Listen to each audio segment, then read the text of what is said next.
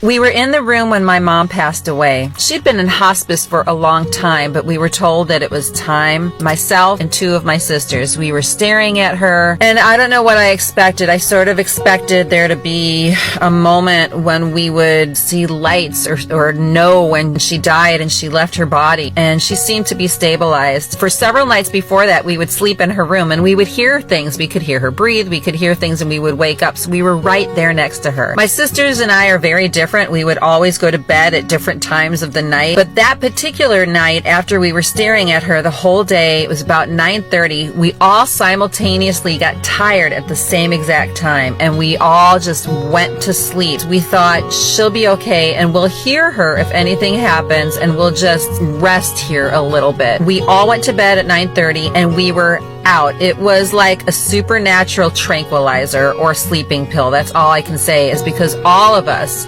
in that room, after staring at her the entire day, went to sleep like we had been knocked out. I tell my sisters it was like being in the poppy fields in The Wizard of Oz. I was convinced that I had been sleeping for 6 or 7 hours. It was still dark, but it was quiet in the room, and there was this overall peace. I opened up my eyes, I saw this red light sort of go out of the window, and then I hear my sister get up, and she walks around to the other side of my mom, and I get up and I look, and you could tell that my mom had passed. It looked like she had been tucked in. She was so at peace, and the room had this interesting amber hue to it, and there was this bizarre feeling of shock, and yet kind of like, how did she do that? Now, my mother during her lifetime was always the best poker player because she was very, very quiet, but she always had the best hand. I call it a sleight of hand exit without us even knowing. We looked at her and she was very, very cold, and remember, I thought that it was at least 4 or 5 in the morning. I look at the clock and it had only been